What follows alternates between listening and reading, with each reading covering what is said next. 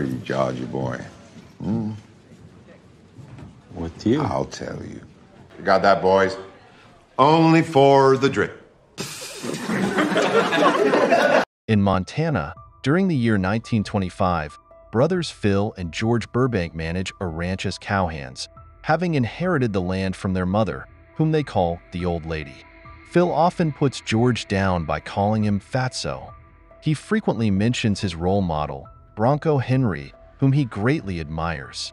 The brothers, along with their fellow cowhands, embark on a cattle drive and make a stop at an inn where a widow named Rose Gordon works and lives with her son, Peter. Peter is interested in art and speaks with a lisp. When the men arrive, Rose serves them food and drinks. Phil notices some paper flowers on the table, and Peter claims he made them. This prompts Phil and the others to mock Peter, comparing his creations to those of a woman. While telling a story about Bronco Henry, Phil burns one of the flowers with his cigarette, leading Rose to remove the remaining flowers from the table. He also shouts at a nearby pianist to make him stop playing. Later that evening, George hears Rose crying by herself. He learns that her tears are due to Phil's treatment of Peter. Phil defends his remarks towards Peter, claiming he should act more normally. George spends more time with Rose, and she recognizes his genuine kindness. Eventually, they marry, which frustrates Phil, who believes Rose married George for his wealth.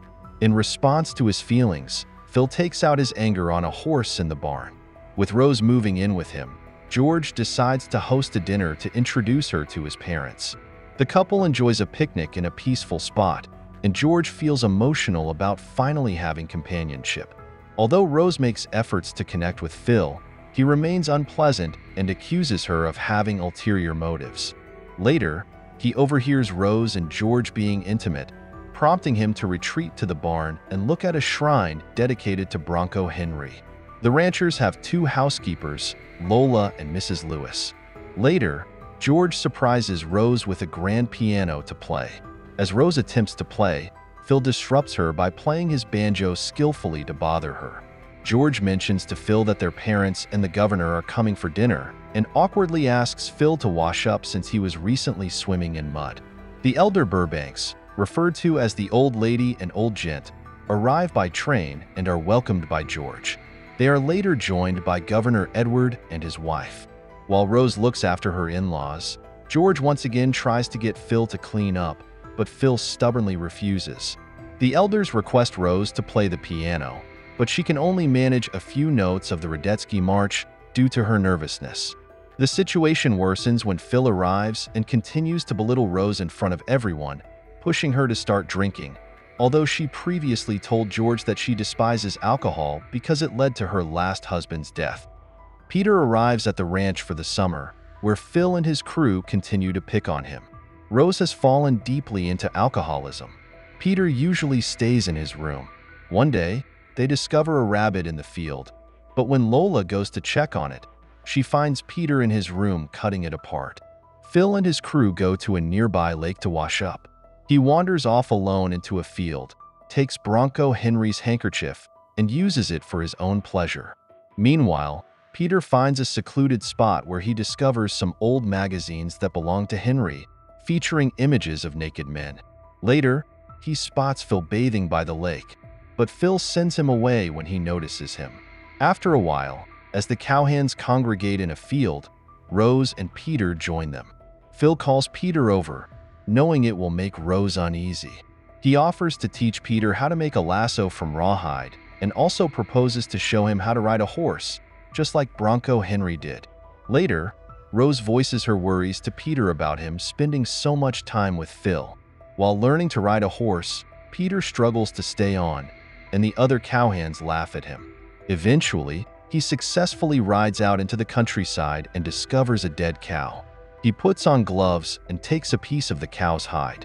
Phil takes Peter along on horseback to work on a fencing project. Rose tries to stop them, but they have already ridden too far. They pause to kill a rabbit, during which Phil gets a deep cut on his hand. Afterward, they rest under a tree, and Peter shares with Phil how he discovered his father's body hanging and had to cut him down. Mrs. Lewis informs Rose that some Native American traders came to claim hides that Phil had been storing. However, they left after learning that Phil intended to burn the hides. To spite him, Rose gives the traders the hides, and they give her a pair of gloves in return. Soon after, Rose passes out from drunkenness, and George finds her and cares for her. When Phil returns, he is furious and confronts George about Rose's drinking problem.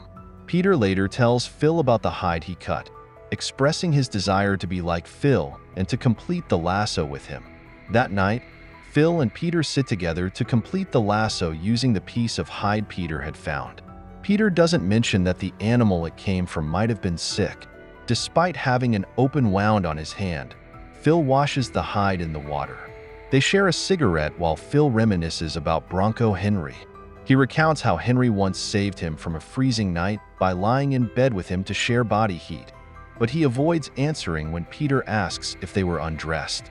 The following morning, George goes to check on Phil after he skips breakfast.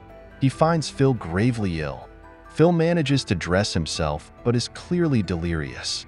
He wants to give Peter the finished lasso, but George insists on taking him to the doctor first.